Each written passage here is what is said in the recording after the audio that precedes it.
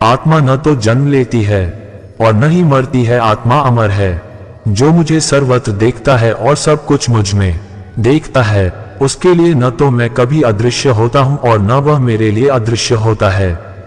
एक अनुशासित व्यक्ति अपना तथा समाज व देश का विकास कर सकता है।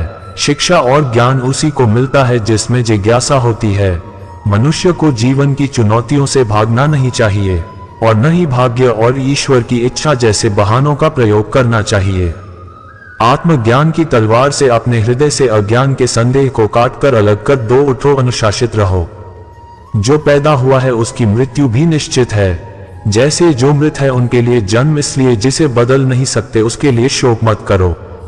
अच्छे कर्म करने के बावजूद भी लोग केवल आपकी बुराइयां ही याद रखेंगे। इसलिए लोग क्या कहते हैं इस पर ध्यान मत दो, तुम अपना कर्म करते रहो। सत्य कभी दावा नहीं करता कि मैं सत्य हूं, लेकिन झूठ हमेशा दावा करता है कि सिर्फ मैं ही सत्य हूं। गलतियां ढूंढना गलत नहीं है, बस शुरुआत खुद से होनी चाहिए। अच्छी नीयत से किया गया काम कभी व्यर्थ नहीं जाता और उसका फल आपको जरूर मिलता है, जिससे किसी को कष्ट नहीं पहुंचता तथा जो अन्य किसी के द्वारा विचलित नहीं होता। जो सुख दुख में, भय तथा चिंता में संभाव रहता है वह मुझे अत्यंत प्रिय है। क्रोध से मनुष्य की मति मारी जाती है, यानी मूढ़ हो जाती है, जिससे स्मृति भ्रमित हो जाती है। स्मृति भ्रम हो जाने से मनुष्य की बुद्धि नष्ट हो जाती है और बुद्धि का नाश हो जाने पर मनुष्य खुद का अपना ही नाश कर बैठता है। जो मनुष्य सुख और दुख में विचलित नहीं होता है, दोनों में संभाव रखता है, वह मनुष्य निश्चित रूप से मुक्ति के योग्य है। आत्मा को न शस्त्र काट सकते हैं, न आग उसे जला सकती है, न पानी उसे भिगो सकता है, न हवा उसे सुखा सकती है। ध्यान का अर्थ है भीतर से मुस्कुराना और सेवा का अर्थ है इस मुस्कुराहट को औरों तक पहुंचाना। हृदय से जो दिया जा सकता है वो हाथ से नहीं, और मौन से जो कहा जा सकता है वो शब्द से नहीं। समय और भाग्य दोनों परिवर्तनशील है, इन पर कभी अहंकार नहीं करना चाहिए। सुकून संसार की सबसे महंगी वस्तु है, जो केवल आपको प्रभु की भक्ति से ही मिलेगी। मनुष्य की मानवता उसी समय नष्ट हो जाती है जब उसे दूसरों के दुख में हंसी आने लगती। अगर भगवान तुम्हें ज्यादा इंतजार करवा रहा है तो तैयार रहना, वो उससे कहीं ज्यादा देने वाले हैं जितना तुमने मांगा था। मन को प्रभु के साथ जोड़ दो, जहां प्रभु जाएं वहां मन जाए और जहां मन जाए वहां प्रभु साथ रहें। मुश्किलें केवल बेहतरीन लोगों के हिस्से में आती है, क्योंकि वही लोग उसे बेहतरीन तरीके से अंजाम देने की ताकत रखते हैं। अगर परमात्मा तुम्हें कष्ट के पास ले आया है तो अवश्य ही वो तुम्हें कष्ट के पार भी ले जाएगा। जो भी हुआ अच्छा हुआ, जो हो रहा है अच्छा हो रहा है, जो भी होगा अच्छा होगा। भविष्य के बारे में चिंता मत करो, वर्तमान में जियो। निंदा से घबरा कर अपने लक्ष्य को न छोड़े, क्योंकि लक्ष्य मिलते ही निंदा करने वालों की राय बदल जाती है। जो सरलता से मिलता रहे उसका महत्व नहीं रह जाता। अक्सर खो देने के बाद समय, व्यक्ति और संबंध के मूल्य का आभास होता है। चिंता मत करो, क्योंकि जिसने तुम्हें इस संसार में भेजा है उससे तुम्हारी ज्यादा चिंता है। किसी और का काम पूर्णता से करने से कहीं अच्छा है कि अपना काम करे, भले ही उसे अपूर्णता से करना पड़े। उस दिन हमारी सारी परेशानियां खत्म हो जाएगी, जिस दिन हमें यकीन हो जाएगा कि हमारा सारा काम ईश्वर की मर्जी से होता है।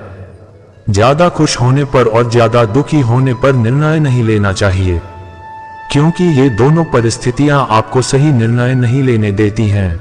कुछ लोग अपने अधिकार के लिए तो संघर्ष करते हैं, परंतु अपने कर्तव्य को भूल जाते हैं। दुख का मूल कारण ही यही है कि सुख की तलाश में बाहरी दुनिया में भटकते रहना। ईश्वर की शरण में निस्वार्थ भाव से जाएं, क्योंकि आपको क्या चाहिए उन्हें पता है। जो सरलता से मिलता रहे उसका महत्व नहीं रह जाता। अक्सर खो देने के बाद समय, व्यक्ति और संबंध के मूल्य का आभास होता है। बिना मुहूर्त के जन्म लेता है और बिना मुहूर्त के ही दुनिया से चला जाता है। फिर भी इंसान अच्छे मुहूर्त के पीछे भागता रहता है। अगर विचार हमारे अच्छे हो और व्यवहार हमारे सच्चे हो तो कोई भी कार्य बुरा नहीं हो सकता।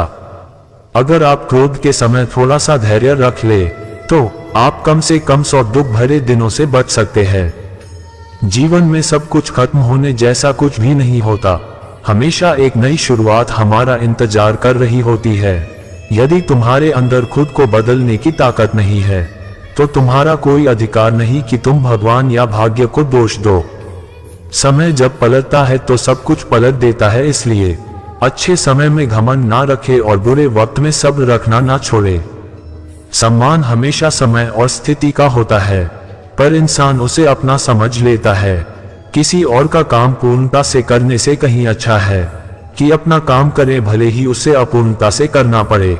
जिस इंसान के सच्चे होने की गवाही आपका दिल दे, वो इंसान कभी भी आपके लिए गलत नहीं हो सकता।